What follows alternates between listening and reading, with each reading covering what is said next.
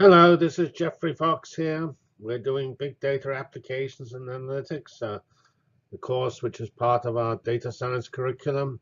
And now we're coming to the section on sports informatics, which could equally well be called sports analytics. Actually, that's probably what is more commonly referred to in the field.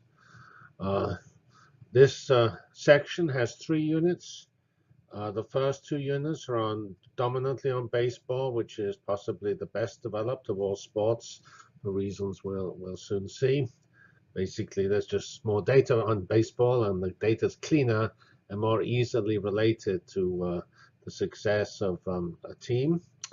And the first lesson is what we're doing here, which is an introduction to the field and to baseball.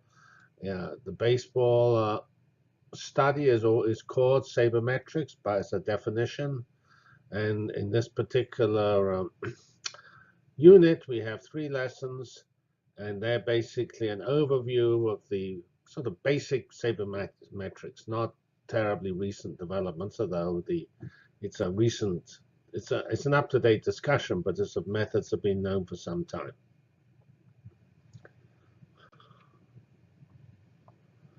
So we just remind ourselves what we're doing. We're doing big data, and our ecosystem is using clouds, running data analytics collaboratively, processing the big data to solve problems in X informatics, where X is sports or baseball in this particular discussion. Here are the values of X defined for informatics. I did not see sports as defined in this area, but it is often you will see sports analytics used. So maybe I should put it down and list fields where you use analytics or informatics. And of course, our education initiative is data science. Here are the standard collage of all the various informatics fields we found on the web. And we don't need to go through that again. There are just an amazing number of them. All right, so this is a summary of the section. And it points out that analytics is use in sports is growing rapidly. And that's partly due to more and more statistics, and partly due to the realization that those statistics can be used in a deeper fashion than they had in the past. And we will also go through more sophisticated measures, which are typically based on video or sensor records of what the players or if it's say horse racing, the horses are doing in the sports. And I say we are starting with baseball, and if you look at baseball, it has an interesting feature that is actually dominated by individuals or individuals in pairs, and it's unlike say basketball, where you might have a lot of people, or soccer, where you might have a lot of people involved in a particular play. Here, the play is rather focused and isolated, which means that you can sort of record the result of a given action, whether it's a pitch or a hit or a fielding action, in a very precise fashion and associate that with a particular player. We will discuss these video technologies, which PitchFX and FieldFX are possibly the best known, and those video measures are getting to much larger volumes of data than the previous raw statistics of the results of pitches and the results of hits. We will also look at the interplay between the actual economics of the sports for baseball and the analytics. And later on, after baseball, we'll look at the wearables and lots of other sports, including soccer, the Olympics, American football, NFL, basketball, NBA, tennis, and horse racing. So let's get going, and we're going on to this first lesson on an introduction to sabermetrics. And this actually here describes the unit. The unit has 3 lessons, as we described. And this, I've already essentially pointed out that this unit discusses basic sabermetrics. And there's a famous movie that I recommend you look at called Moneyball, which describes how sabermetrics was used by the Oakland Athletics over 10 years ago to greatly improve their performance. And we look at, in this unit, not only the classic baseball averages, but sophisticated measures, and that's in the last lesson, which are called wins above replacement, a rather subtle concept, though still based on relatively straightforward data. And here's our first lesson, finally. We do a very short introduction to all sports analytics / informatics. We will discuss the economic model of baseball, the value of a win, and the performance dollar relationship. So here is a very broad sort of summary of essentially one of the things that's driving sports analytics. And this is not actually quite so true for baseball, because baseball has always used analytics and is not driven so much as some of the other applications by Moore's law, because it's Moore's law that is giving us lots of sensors and the ability to put memory and processing power and efficient batteries on those sensors. So, and also those sensors are now getting so small that you can cover people with them. Although that's an interesting development, that's more important in things like the wearables used for consumer sports or consumer recreation. Baseball does, as I mentioned, use a lot of video, and the fact that video is now much cheaper and higher performance and is, of course, a feature of Moore's law. All right, so we know that sports analytics is very important. At least if you read the literature, you will see it is. Whether every team really understands that well and exploits it, I don't think that's quite true yet. But I think the better performing teams know this well.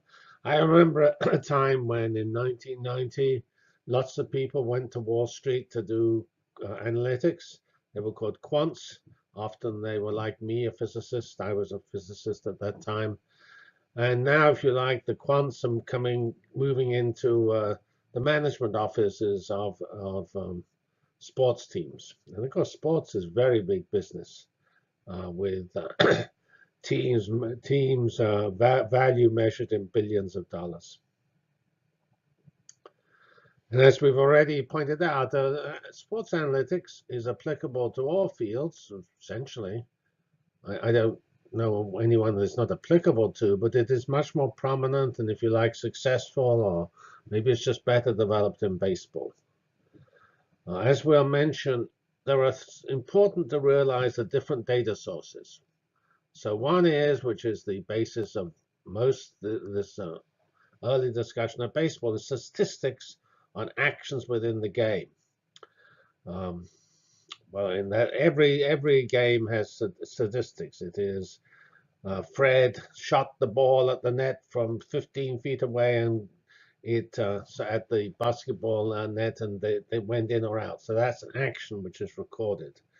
In the case of baseball, a pitcher pitches a ball of a certain style at a certain speed. It falls in or out of the strike zone in a certain position and is hit by the hitter in some fashion that's its final location and the action, a foul ball, a caught ball, a home run, a single, or what have you, is recorded. Then we have another obvious source of data. If you just record almost any activity with video, you can analyze that real-time video. That's getting a lot easier simply because, again, due to increased computer power and also just lots of work in the computer vision community, you're able to identify from video, the player and the ball and things like that. You can, although in general it's very hard to do image processing, as long as you know your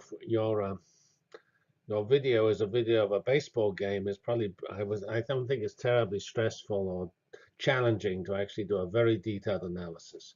Another approach, which is very common, horse racing uses it. You could say consumer sports wearables use this, is you just have sensors. Those sensors are either locating the position of a person or a horse, or they're locating the heart rate or things like that. And that heart rate is an example of custom instruments, as in the large fitness um, and wearables initiative, which is growing rapidly in importance. If you look on the internet, you will not find, I did not find any very good modern books on sports analytics. There are several conferences, some by this SABR, Society for American Baseball Research, which obviously has a baseball focus. They have a good conference, I think it's each year. And MIT has an amazingly broad, successful conference. Their sports analytics conference, again, I think it's nowadays each year. Another thing that is stressed is there are many people involved in sports. They're players, they're fans, they're the management, there's the media. Media are involved simply because of advertising. A lot of the revenue for sports, and revenue is what governs decisions, because sports is a business, that comes from advertising, and that advertising is related to the performance of the teams and so on. You have sports equipment manufacturers, and you have just sort of pride. I mean, a given country is very keen that its representatives do well at the Olympics and things like that. And of course, there's not only country pride, there are team pride. The New York Yankees are notorious for having a very vehemently supportive fan base. So here again, we're going through these types of data, which are really three-way data: the precise numerical data on the results of activities, the sensors that are tracked, and video. I would say this type of data is reasonably well described and is the origin of most sports analytics at the moment. Sensors are quite useful for the media broadcasting the results of sports or tracking the sports, but they're not so clearly. I didn't find many examples of where they were translated into strong decisions on how to sort of make sports decisions, which batter to play, or I don't know if you're doing football, how to arrange a team and things like that to create the most success. Video there's clear use of video, and partly just to make video to generate numerical data, because the video can tell you, for instance, in say baseball, it will tell you the speed of the ball, how fast it was thrown, whether it was a curveball or a changeup or a knuckleball and what have you. And it will also tell you where it arrived in the pitching zone, and then that position in the pitching zone can be tracked for a given batter, and to see if that batter is more successful depending on where the ball arrives and things like that. So video, which is huge data because it's just streams and streams of frames, it tends to get processed by video, which is really image processing, to get a few rather precise numbers. So if you want to know how all this analytics is used, it's used to predict results, to make decisions on the how to play the game. You know, which players to put on the team, which type of strategy to use, a defensive strategy, an aggressive strategy, or what have you. And also in like games like baseball, where you can change and you can actually change the players during the game, like bring in so-called relief pitchers. And in the case of the NFL, when you're allowed to, of course, the quarterback or the coach / quarterback choose the play to do at each down. Those decisions can be highly influenced by this data. Of course, everything is a probability. because these are people who, and the people can don't always perform in the same way. You try to characterize their performance probabilistically, and then you, of course, cannot guarantee anything, but you choose the play or hire the player it seems most likely to succeed. Now, there's a final class of information which is correlated with the video, namely, which is just to visualize what's going on. Now, that visualization is, if you like, what you do of image data when you don't have a clear algorithm to process that image data into results. So you can use a spatial visualization of, say, a tennis game where the balls are dropping and things like that, or where the field goal throws are successful, or where the passes and runs are successful in the NFL. So spatial visualization is very important because games are played in the real world, a three-dimensional world. So you get Google Maps type analyses, which effectively layer on the playing field, or whatever it be for whichever game it is, some visualization of what happened in the past, and that is you could sort of, that's what you do when you're trying to work out how to use data. You use spatial visualization. All right, so that was the end of the overview of the entire field. Now we come on to sabermetrics, which is the you can see it's defined in Wikipedia. Wikipedia, of course, has almost everything in the world. You can replace Wikipedia, me by Wikipedia pretty easily if you want. And by definition, sabermetrics is the empirical or analytics associated with baseball. And it measures in-game activity and produces results which actually lead to different decisions which change the in-game activity. And it comes from the Society for American Baseball Research, which is SABR, although sabermetrics has an E in it. This fellow, Bill James, is a hero in the baseball area, as a pioneer in this field, and is an advocate of the technology used.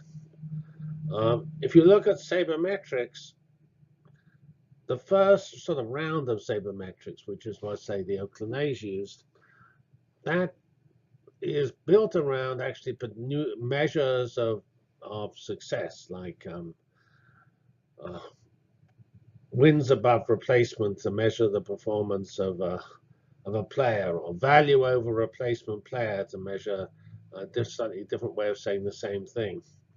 And they're trying to find out quantitative measures of the overall success of players, and in particular, the success of players in a particular scenario with a particular pitcher or a particular style of pitcher, say left-handed or right-handed, and which is the player that's most likely to succeed in that spot.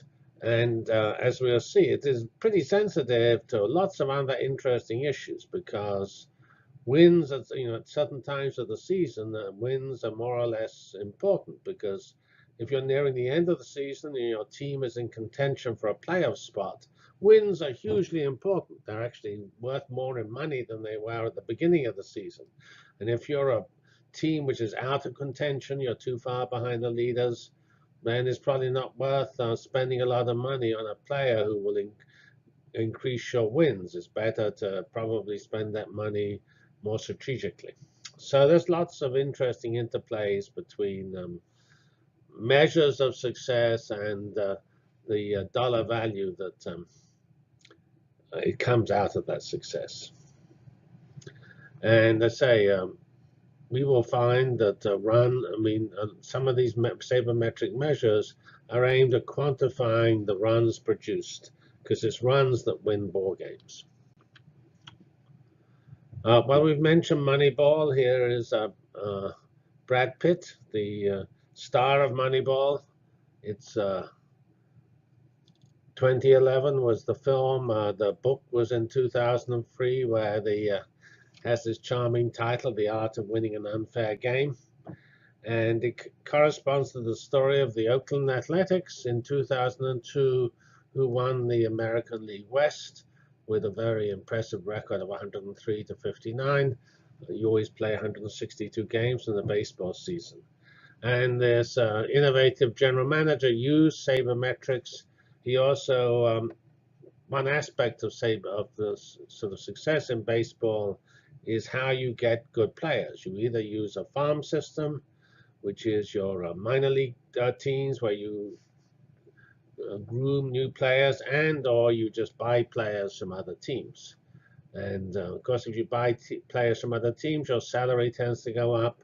And here for 2002 was the team salary for as a function of teams. So you can see here the Oakland A's at somewhat around $40 million total team salary. That's the sum of raw players. Is quite a lot less than the New York Yankees, which are up over 120 million. So there's a factor of, I believe, 2.8 between them. So in order, because, and the range of these team salaries is not really a reflection of the generosity or otherwise of the owners. It's not because baseball is not run as a charity and for the public good. It is run as a business, and in New York, you're going to get more fans and higher income, especially when you fold in the income from the cable media outlets which are attached to your team. You just get more money in New York, and that money translates into more salaries for the players. And as you and also, which we'll see, New York is particularly sensitive to how well it does. If it does well, it gets a lot of interest from the huge population of New York. If it doesn't do well, it gets less interest, and its revenue significantly declines. So there's a huge premium in New York for winning games and getting into the playoffs and being very competitive. So these issues are very nicely described in a relatively actually old book now called Diamond Dollars by Vince Gennaro. Vince is Columbia and is clearly a pioneer in this field and possibly the leading practitioner at the moment. He has both a good book, good lectures on the web, and also a good blog, which I used extensively in these lectures. And Diamond Dollars is not really a discussion of sabermetrics per se. It's really a discussion of the baseball as a business and how the economic model for baseball interacts with the analytics. Because the value of a player is not an absolute number. A player could have a different value for the different teams because those different teams are subject to different economics. Vince does the example of the Atlanta Braves, where it appears the fans are rather laid back and don't really respond terribly badly to not doing so well, or don't actually respond very dramatically to doing well. So there's not a strong correlation between revenue and success, whereas the Yankees have a high correlation between revenue and success. So the Yankees can afford, in fact, ought to spend more money at critical times to try to ensure that team gets through into the playoffs. And those issues are described in great detail in this book. And so that's described a little more on this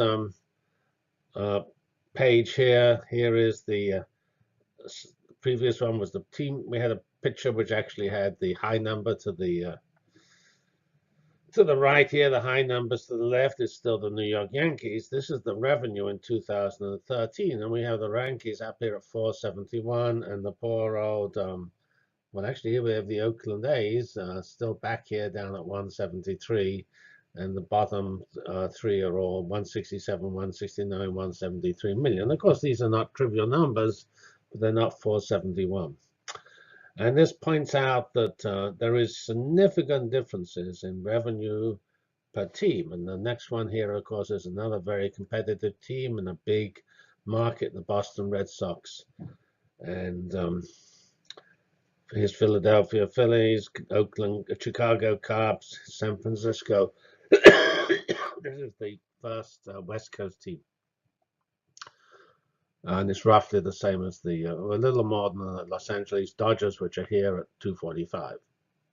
But still, the Dodgers is almost half only a little more than half the Yankees. So there's a big difference, even though Los Angeles is actually comparable in size to New York. And actually, New York has two teams, Mets and Yankees, and Los Angeles has two teams, Angels and Dodgers. But somehow there are these big differences. It's worth noting that this is a pretty successful game. Baseball here is the attendance. Even in this world of everything being electronic, the actual attendance at the game, at the ballpark, is still increasing as a function of time. There are these various dips here, possibly due to strikes and other things, but it's effectively increasing relatively strongly with year. We go from 1960 at less than 200, and we're now almost at 800 in 2014.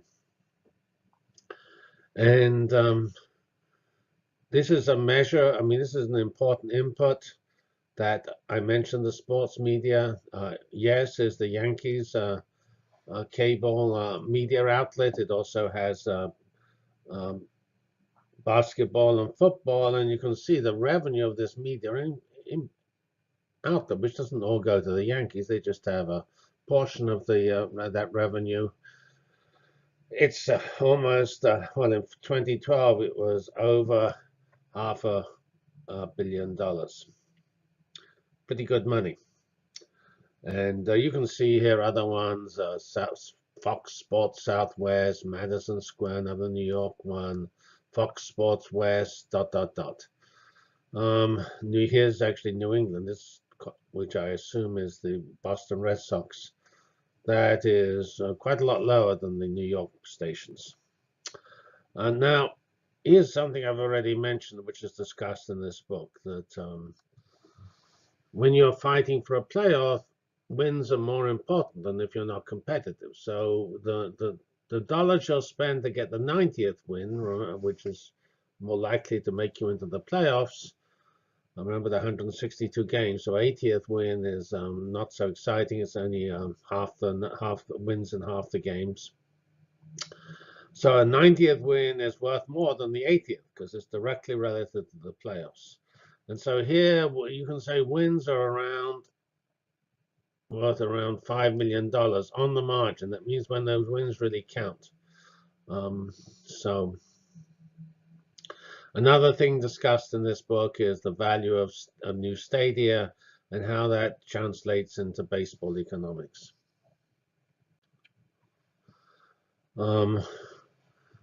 So here if we look at a player and try to ask how much you should pay that player in salary.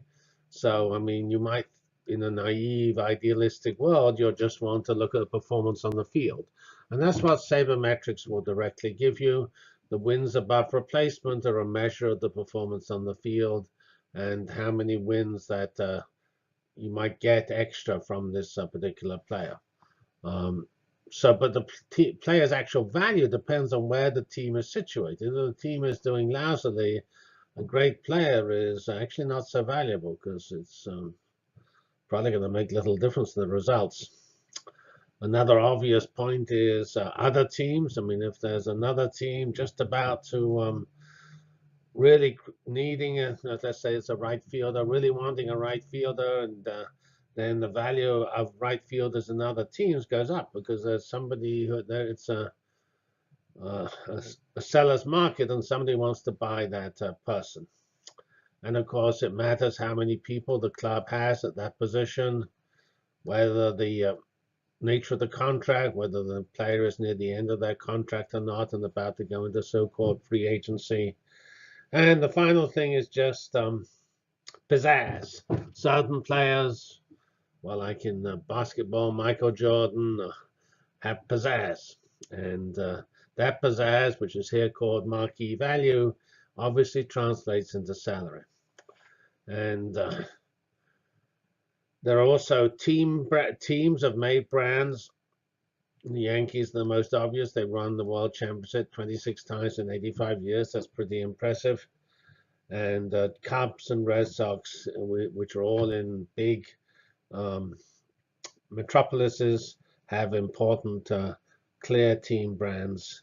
And the final thing that's pointed out in Diamond Dollars is that the win is roughly equivalent to 10 runs. That's how you translate runs into wins. So we're going to stop here. The next lesson will go through some various sabermetric measures. Thank you very much. This is the end of the first lesson of the first unit in the sports informatics or sports analytics section. This is Jeffrey Fox signing off. Thank you.